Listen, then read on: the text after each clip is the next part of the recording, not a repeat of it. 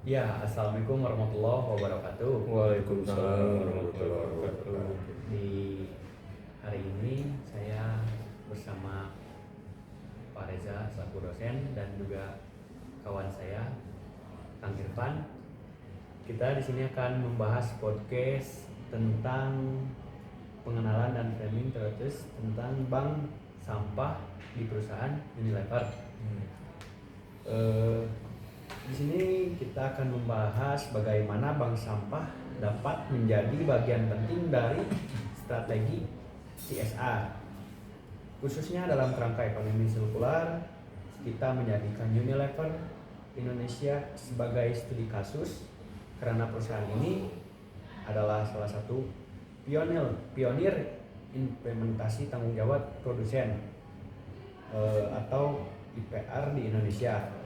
Secara teoris, CSR modern tidak lagi hanya fokus pada filantropi, tetapi sudah masuk dalam konsep triple bottom line yang menekankan people, planet, and profit.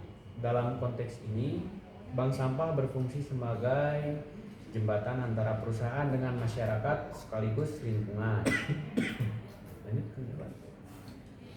Ya, kalau membahas terkait CSR ini yang dibahas itu bank sampah. Kita harus tahu dulu ya tentunya bank sampah definisinya.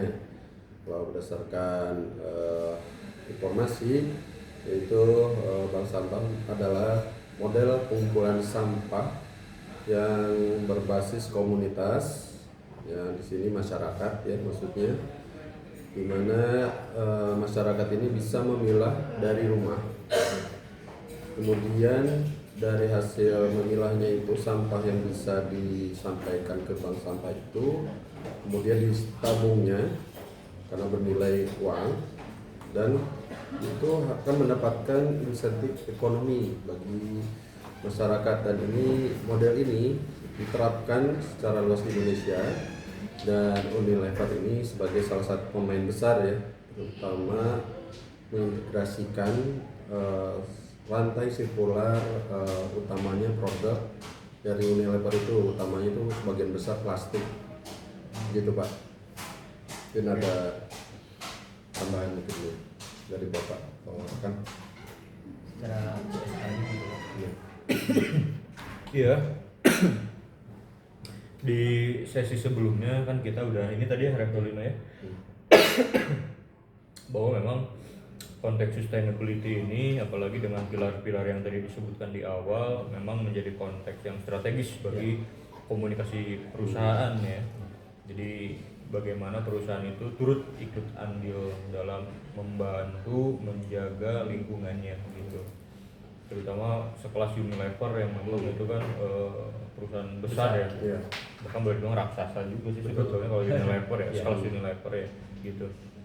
Nah jadi penting bagi kita, tapi mungkin ya kalau di dalam konteks sekarang kita mungkin nggak hanya akan melihat tentang bagaimana keberhasilan program komunikasi, tapi mungkin nanti ya kita juga akan akan beririsan dan bersentuhan dengan crisis communication, mungkin komunikasi krisis perusahaan, kayak gimana mereka bertindak, atau kalaupun kita tidak membedah dari bagaimana konteks perusahaan berkomunikasi, kita juga bisa melihat situational awareness-nya mungkin ya, kayak gitu nih tanggapan saya.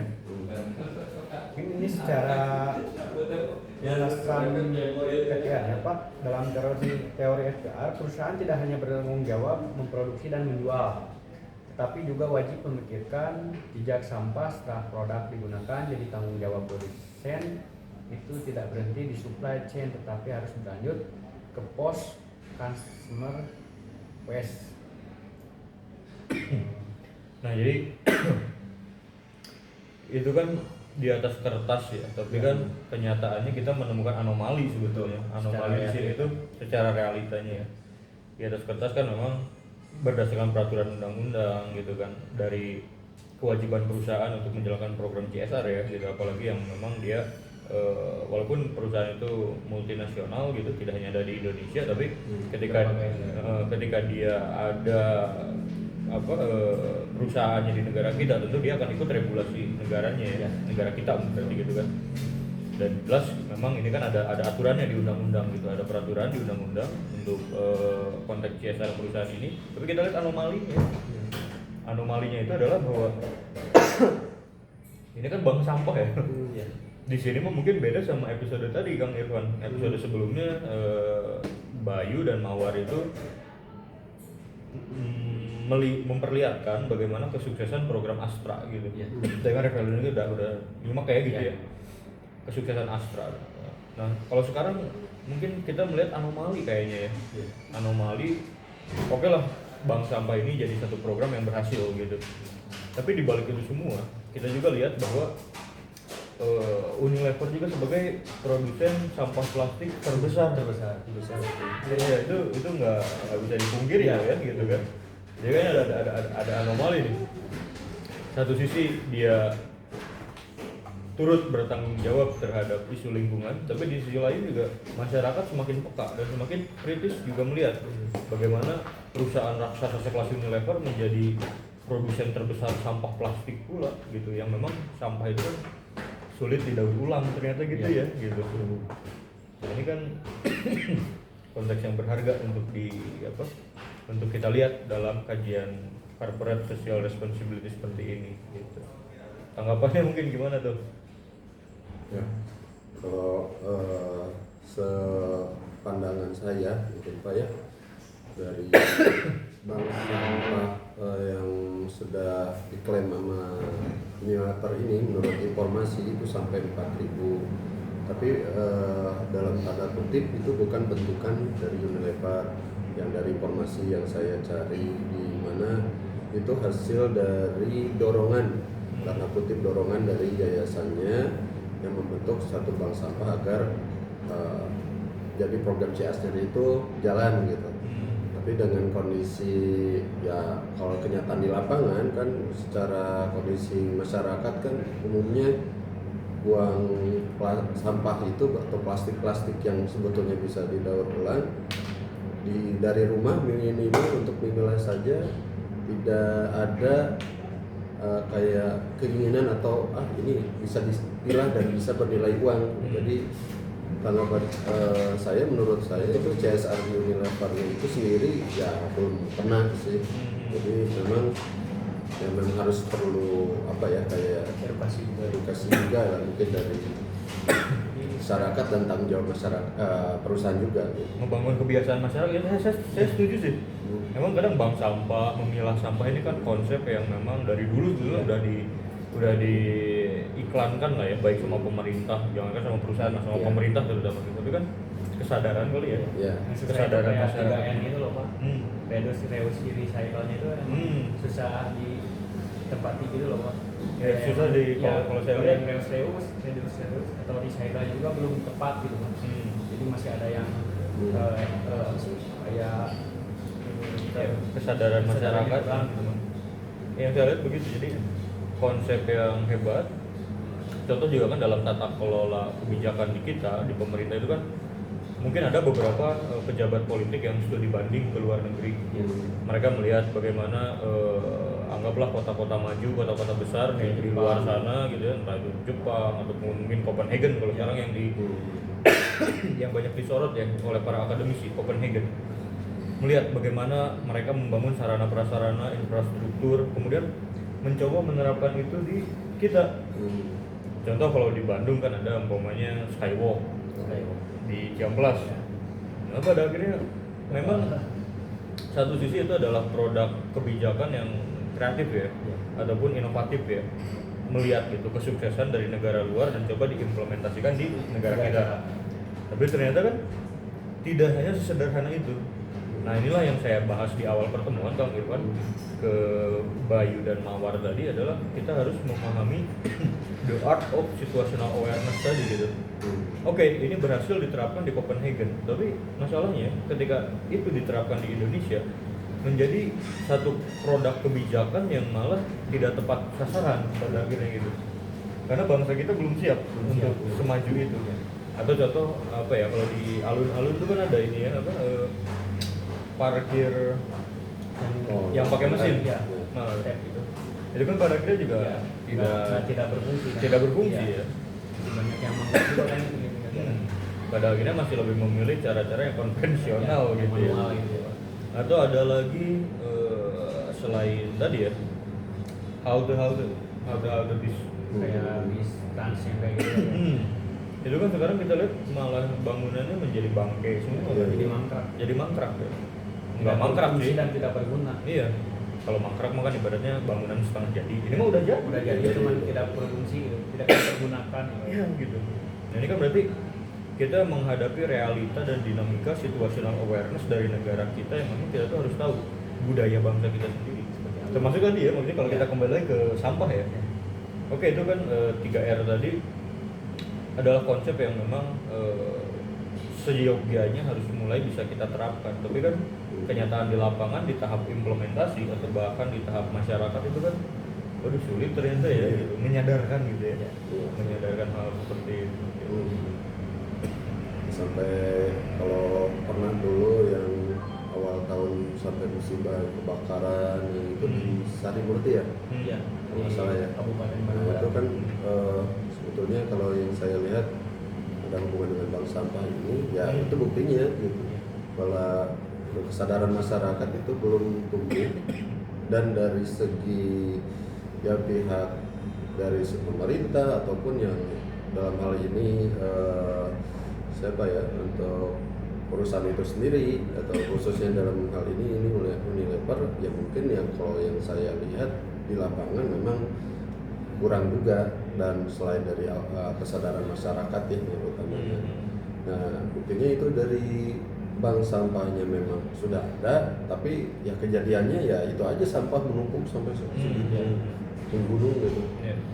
Dan mungkin yang kalau yang diklaim dari pencarian saya bahwa mereka sampai 4.000 itu dan berhasil, dan sampai ada contohnya si masyarakat itu menghasilkan, mungkin yang saya dilihat kenyataan mungkin di lapangan di lingkungan sekitar tinggal saya ataupun di Bandung, mungkin di medsos hanya beberapa contoh bank sampah yang berhasil gitu. Jadi mungkin apa salahnya gitu, atau memang karena bank sampahnya kurang banyak, atau memang apa gitu Pak yang harusnya kita membuat masyarakat ini lebih sadar lagi Pak? Ya memang kalau kita karena kita topik kita adalah fokus kepada CSR ya. Sehingga memang kalau kita kajiannya beralih ke pengelolaan tadi nanti akan menjadi konteks isu lingkungan gitu ya. Mungkin akan berbeda lagi ya. Tapi dalam konteks ini yang perlu kita cermati adalah bagaimana public relations itu dalam membangun satu kebijakan komunikasi publik ataupun dalam mengajukan satu kebijakan program CSR harus mengutamakan tadi adalah good governance ya. Jadi tidak hanya di level internal perusahaan antar organisasi ya, baik itu middle atau sampai dengan top manajemen, tapi juga sampai kepada analisis stakeholder, yaitu masyarakatnya tadi gitu. Percuma kita sebagai PR, kita mempromosikan, mengembangkan program yang kita tadi gitu ya. Anggaplah kita melakukan difusi inovasi dari Copenhagen gitu kan. Tapi ya tadi, kita tidak bisa melihat budaya masyarakat kita. Yang memang apakah budaya masyarakat kita siap dengan inovasi yang sudah bisa diterapkan di barat gitu, umpamanya gitu. Nah jadi konteks insight dari kajian CSR kita itu adalah bahwa seorang PR itu harus memiliki kemampuan analitik ya, kemampuan berpikir analisis gitu, analitik gitu. Tidak hanya dari sektor kebijakan apa yang harus dia keluarkan, bagaimana return of investment yang harus dia hasilkan, pertanggungjawabkan kepada atasan, tapi juga bagaimana program ini pun juga bisa menjadi citra dan reputasi yang baik tadi. Dan tentunya zaman sekarang itu Kang Irfan bukan yang polanya itu hit and run gitu, seperti BLT yang kasih udah kita kabur gitu, pergi gitu. Tapi sekarang polanya itu mulai mengarah kepada tadi sustainability, jadi hal yang keberlanjutan gitu. Nah untuk bisa memaksimalkan dampak keberlanjutan ini tadi kita butuh analytical thinking untuk menghasilkan strategic decision making of capability in good governance gitu. Jadi gimana caranya kita menghasilkan satu kebijakan sambil menyelam minum air, sekali mendayung 2-3 pulau terlewati, terlampaui. Nah, ini adalah pelajaran kita bersama sebetulnya gitu, bahwa ternyata capability of public relations of today itu membutuhkan nalar intelektual, kemampuan analitik yang dibangun berdasarkan situational awareness, memahami kepekaan sekitar kita gitu. Karena tadi kalau kita berbicara berbagai hal yang inovatif, banyak jurnal-jurnal terkemuka yang bisa kita ambil insight-insightnya, atau penelitian-penelitian dari universitas-universitas ternama gitu kan, kita juga bisa ambil sebagai pengetahuan. Tapi kan ketika kita sampai masuk ke level implementasi, nah itu kan beda lagi gitu. Nah, ini butuh pemahaman kondisi sosiologi, antropologi, politik, banyak sekali cabangnya Pak. Jadi mungkin kesimpulannya apa ya? Jadi sebagai PR kita itu harus memiliki pandangan holistic overview. Jadi helikopter view 180 derajat. Kita nggak bisa sepotong-sepotong. Keseluruhan. Iya. Kita menganalisis difusi inovasi, tapi kita kehilangan analisis antropologi. Kita menganalisis secara kapasitas good public komunikasi, tapi kita lupa menganalisis sektor budaya umpamanya. Gitu jadinya tuh, jadi memang PR itu memang dituntut memiliki holistic overview tadi kali ya. Menurut saya begitu sih.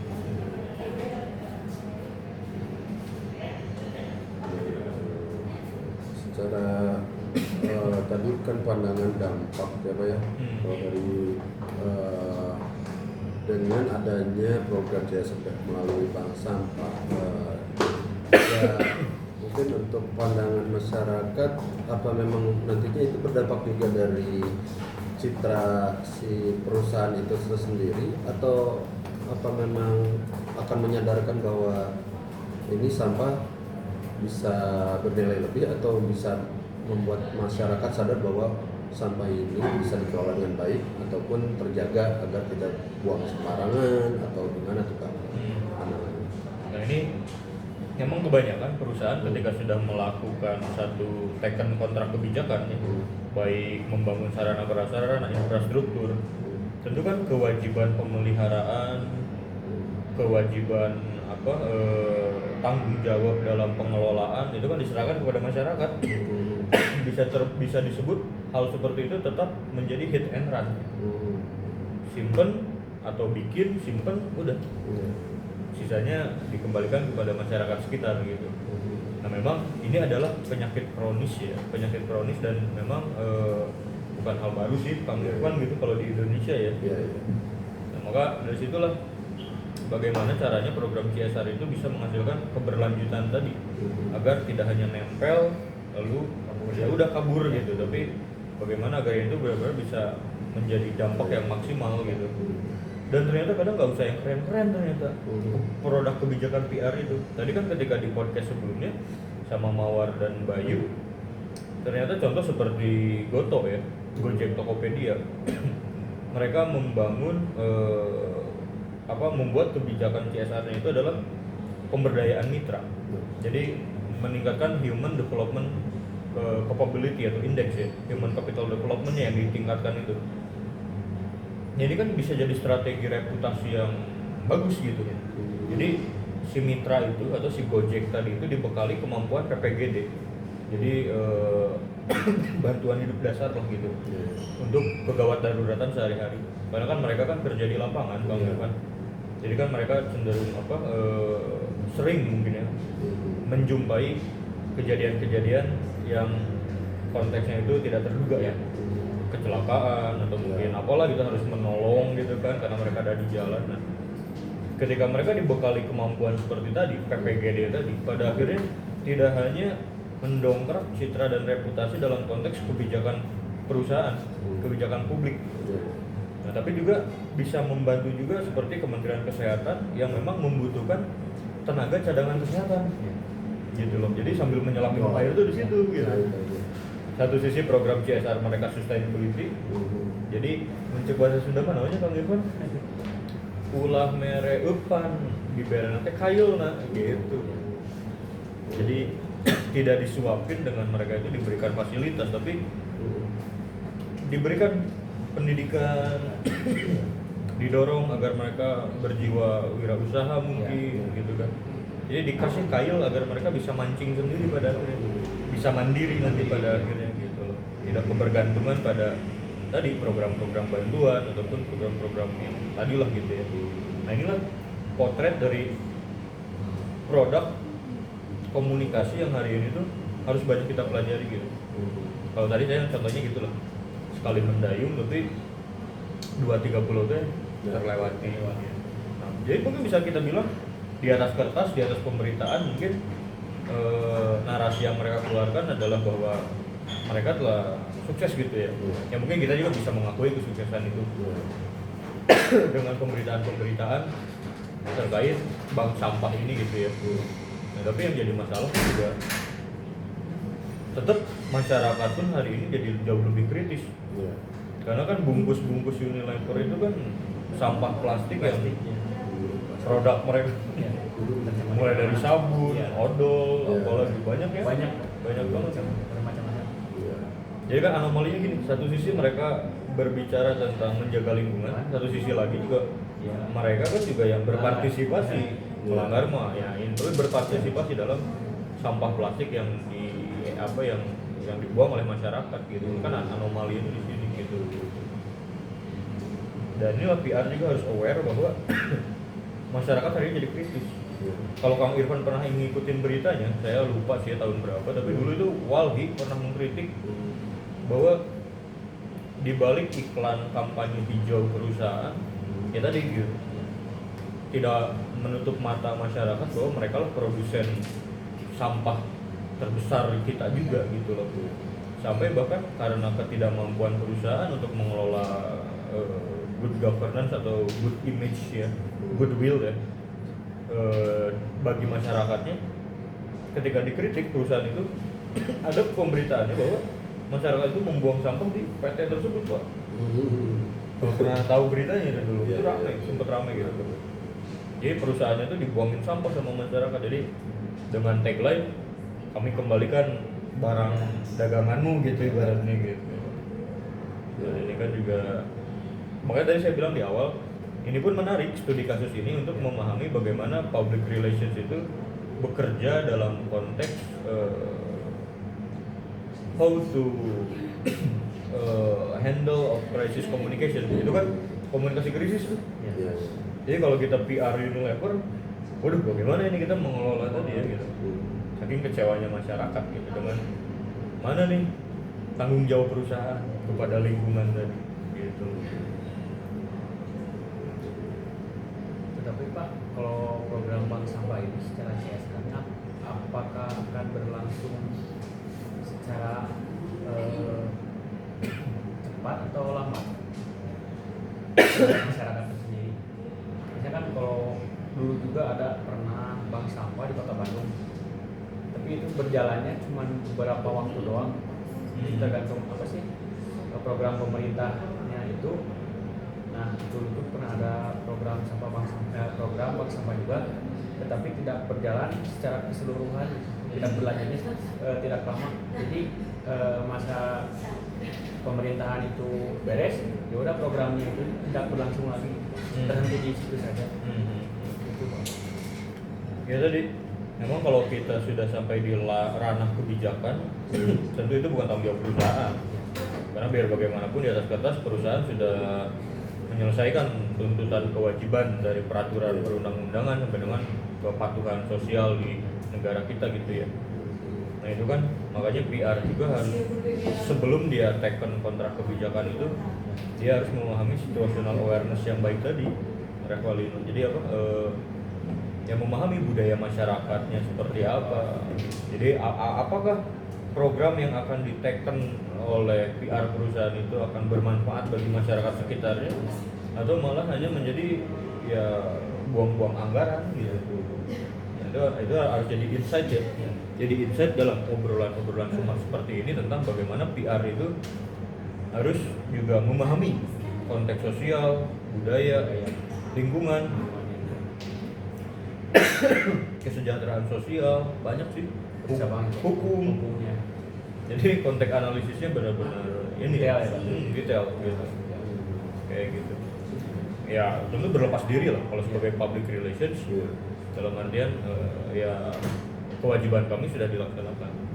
Ini kan ada serah terima ya, tinggal ya kewajiban Anda untuk apakah Anda bisa mengelolanya, apakah Anda bisa membuat ini menjadi satu ekosistem yang memang berkelanjutan dan menghasilkan.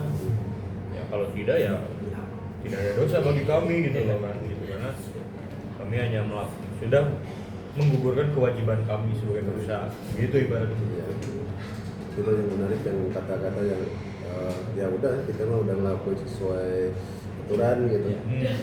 Sebetulnya kan yang harus jadi kalau di sisi jadi masyarakat kan ya pandangan secara pribadi nih, contohnya ini saya beli produk dengan merek dari nilai par nih. Terus kita nih dengan membeli produk itu kan mereka dapat untung nih, dan mereka mengedukasi ke kita bahwa ini sampah nih bisa berdiri kita, dan kamu dapat untung juga dengan mendapatkan nilai uang dengan bank sampah. Nah kalau dari cara seperti itu, maksudnya apakah memang hanya dengan cara seperti itu saja Pak, bahwa ini tanggung jawab dengan CSR bahwa sebagian besar ataupun dengan proyek program mereka bahwa dengan bank sampah ini sukses, atau hanya dengan cara lain nih Pak? Apakah dengan misalnya sosialisasi juga ke masyarakat, atau dengan program yang lain selain program bank sampah, yaitu membersihkan lingkungan di masyarakat tertentu, ataupun misalnya kalau bisa yang di Sarimurti dihangusin gitu Pak, atau gimana tuh Pak? Baiknya kalau cara-cara selain itu. Ya tentu ini butuh tinjauan komprehensif ya, maksudnya bahwa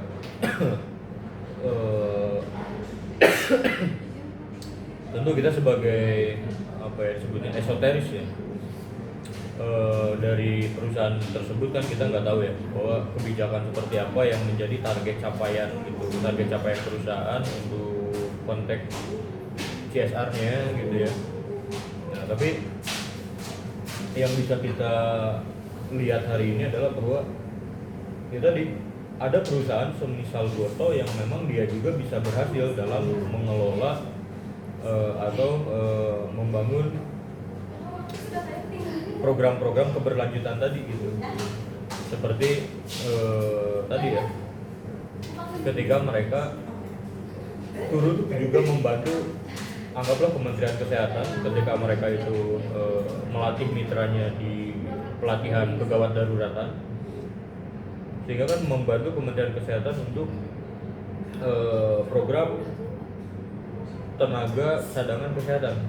Karena kita ya tadi udah session sebelumnya sudah saya sampaikan, kita ada di lingkungan negara yang memang rawan bencana, sehingga tadi gitu program misal itu yang tadi katakan Kang ini kan kalian itu kan seperti sosialisasi gitu kan, seakan-akan tidak ada apa-apanya ya, hanya memberikan pendidikan gitu, pendidikan UMKM atau pendidikan kewirausahaan, tapi pada akhirnya itulah yang paling dibutuhkan ternyata dibanding membangun sarana prasarana, gedung atau apa gitu kali. Ini hanya analogi saja gitu, kayak begitu gitu, sehingga ya mungkin hal-hal kecil seperti itulah yang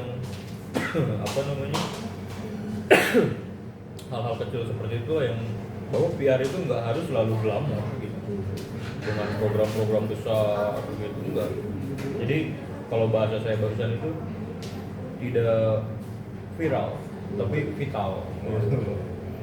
Dan vital itu kan nggak melulu tentang megah ya, hal yang megah gitu. Mungkin hal-hal kecil sederhana, tapi itu yang perlu kita kaji lebih dalam ya.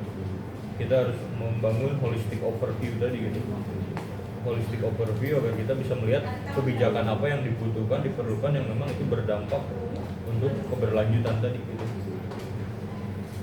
Dan mungkin sebagai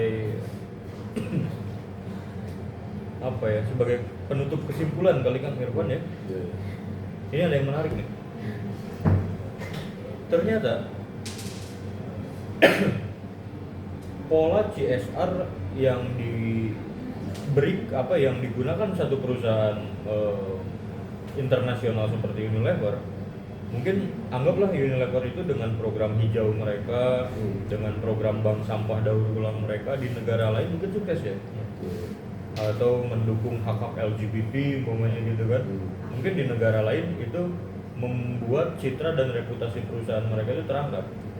Tapi di dalam konteks Indonesia, kalau mungkin Kang Irfan dan Revelano ingat beberapa waktu ke belakang saat konflik Israel dan Palestina memanas, nah itu kan boikot gila-gilaan produk Unilever karena dianggap terafiliasi ya, dan kita bisa men-tracing lah data seperti itu ya, karena data publiknya terbuka juga.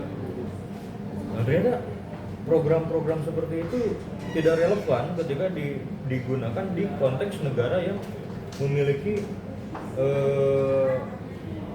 budaya teologi yang tinggi, budaya keagamaan yang tinggi seperti di Indonesia gitu.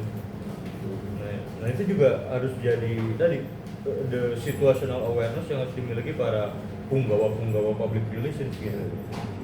Nah ini kan itu jadi the big crisis in corporate ya, karena produk-produknya diboikot, bahkan dikampanyekan kan gitu kan untuk ya gitulah ya, mendukung aksi gerakan tersebut gitu kan.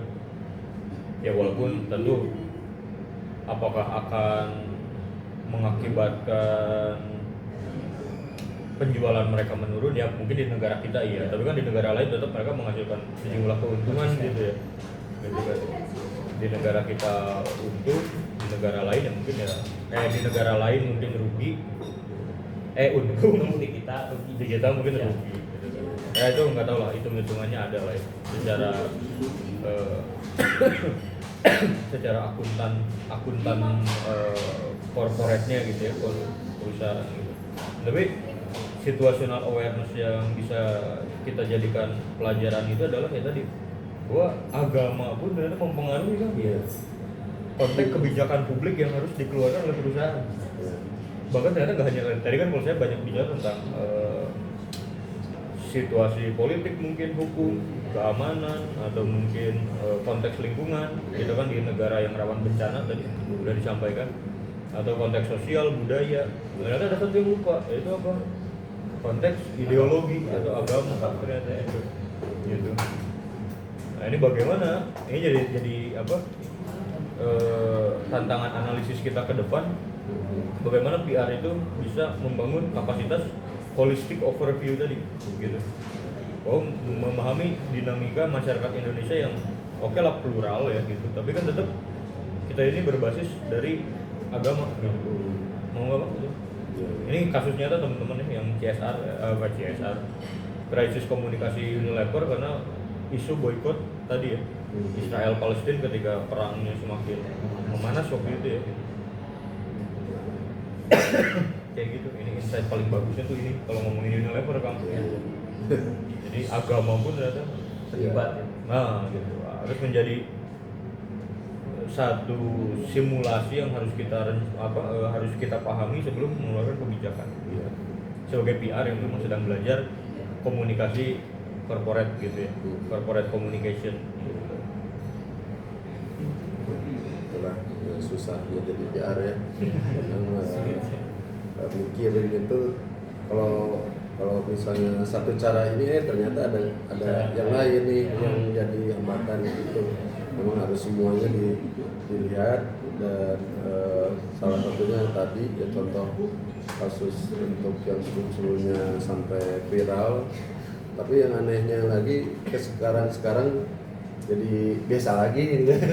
Nah itu tuh yang bikin anehnya lagi tuh yang sebelumnya viral karena boykot, lama kelamaan kok menghilangkan menghilang lagi dan berjalan normal lagi. Normal Kayak lagi. contoh Starbucks awalnya di boykot. boykot, sekarang inishi lagi. Iya, gitu. rame lagi. Coca-Cola sebelumnya dirame. Nah itu tuh pengaruhnya tuh contohnya karena memang ada cara dari PR-nya memang mendiamkan atau memang atau karena wah ini elit global lah istilahnya. Teorinya gimana tuh Pak biasanya Pak? Ada cara dari contoh Unilever kok bisa sekarang berjalan lagi istilahnya, kan dulu sampai mau bangkrut tuh sampai ada kata boykot karena Israel. Iya, boykot di mana? Ya ini kita harus tentu PR juga harus memahami kajian dasar tentang opini publik ya. Opini publik itu ada beragam, kalau kita ceritain lama lagi nanti karena banyak item variabelnya. Tapi yang jelas kalau kita melihat bagaimana kecenderungan masyarakat digital hari ini, kita akan berbicara di ranah antropologi digital pada akhirnya kan. Kalau dulu kan kita masih di media konvensional ya, televisi, kemudian radio. Nah kalau sekarang kan sudah beralih ke media digital, bahkan AI gitu. Nah maka pola masyarakat dalam berkomunikasi itu akan berubah. Makanya sekarang ada lahir istilah seperti filter bubble, echo chamber gitu kan. Nah, tapi konteks dahulu yang dipetakan oleh para akademisi atau para ahli komunikasi juga tetap relevan sih.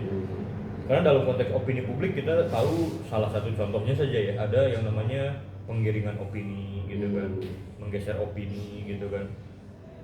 Ya karena tadi gitu, media itu adalah bagaimana masyarakat itu melihat dan memaknai satu informasi gitu.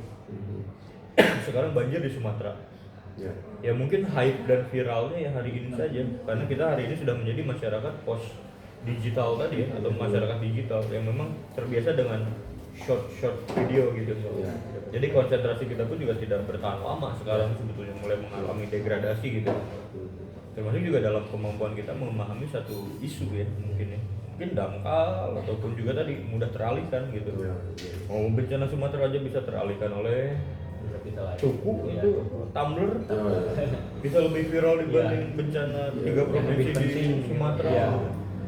Nah ini kan harus jadi pemahaman PR hari ini, bahwa memahami bagaimana masyarakat digital itu memahami atau menyerap informasi hari ini gitu.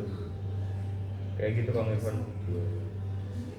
Nah, memang pentingnya jadi sekarang literasi, literasi betul. Dan kedua memang faktor pengaruh dari sekarang dunia digital dari utamanya medsos ya Pak ya. Memang viral itu tadi kata-kata viral dan vital ya, vital itu jadi kalah karena viral. Nah itu. Itu mungkin ya Pak ya. Betul gitu. Dari sisi komunikasi, Unilever juga menjalankan kampanye generasi pisah plastik untuk mendorong perubahan perilaku. Kampanye ini efektif untuk meningkatkan kesadaran masyarakat. Tapi namun kritik ekstrim tetap perlu kita soroti, apakah kampanye pemilahan sampah ini sebenarnya memindahkan tanggung jawab dari prosedur ke konsumen. Nah itu ya. Jadi apakah ini hanya melemparkan tanggung jawab yang harusnya perusahaan pun bertanggung jawab? Contoh gini lah, kalau sekarang kita ke supermarket, dulu kan terbiasa ya kita disodori oleh plastik untuk untuk belanjaan kita ya. Kalau sekarang kan beralih tuh polanya tuh, mau pakai kresek atau bawa dari rumah gitu kan. Atau kalau kayak perusahaan-perusahaan yang memang sangat aware dengan isu lingkungan, mereka sudah mengganti dari bahan plastik ataupun plastik yang memang siap daur ulang, kalau enggak menggunakan ya bahan yang non plastik atau bahan-bahan yang mudah terurai ketika menjadi sampah gitu. Contoh salah satu perusahaan aja lah, karena baru kemarin gitu saya dari Eiger gitu. Nah Eiger kan contohnya seperti itu gitu ya. Dia menggunakan tote bag gitu, tote bag yang memang ramah lingkungan gitu. Bahkan membangun produk-produknya pun sudah mulai ramah lingkungan dalam tanda petik ya. Walaupun ya anomali juga ya tentu ada lah. Bahkan sekelas perusahaan outdoor sekelas Eiger yang tentu kan citranya adalah perusahaan yang sangat mencintai lingkungan gitu kan, karena kan bergerak di outdoor gitu, tapi tetap saja pernah ada anomali ya pernah gitu. Contoh kan waktu dengan kasus Deddy Mulyadi Ya, gitu. pembauran gitu. Ya. Nah, salah satu tentu ada lah sama. Makanya kita tidak dalam konteks membicarakan kesalahan perusahaan, itu kita dalam konteks melihat bagaimana PR itu seharusnya membekali diri, membekali kapasitas sebelum dia itu melahirkan sebuah kebijakan komunikasi, apalagi membangun komunikasi publik gitu. Jadi ternyata dari apa yang sudah bisa kita lihat sekarang sebagai produk kebijakan, ternyata ada man behind the scene-nya tadi gitu. Nah, behind the scene-nya tuh, nah itu yang harus kita cari tahu atau kita benar-benar belajar gitu dalam ini. Ya. Dan ternyata almost we have need to holistic overview tadi gitu. 180 derajat nih, helikopter view gitu. Semuanya itu harus bisa kita paham, masuk radar kita gitu.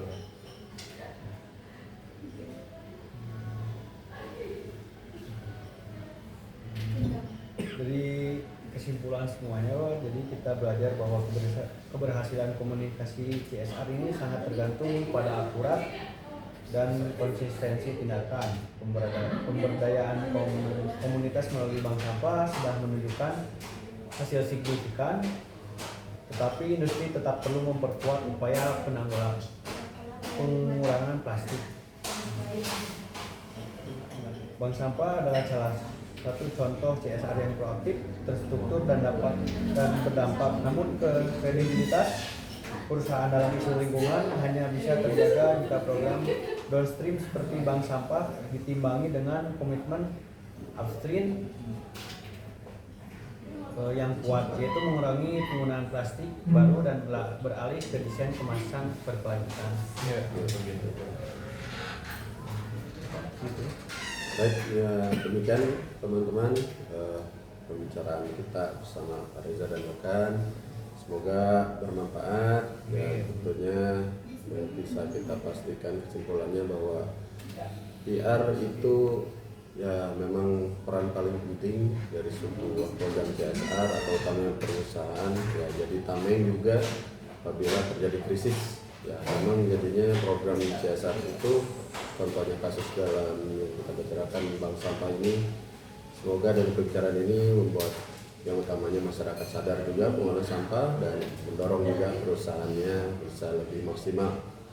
Demikian, terima kasih atas perhatiannya. Kita ucapkan alhamdulillah. Alamin. Wassalamualaikum warahmatullahi wabarakatuh. Alhamdulillah.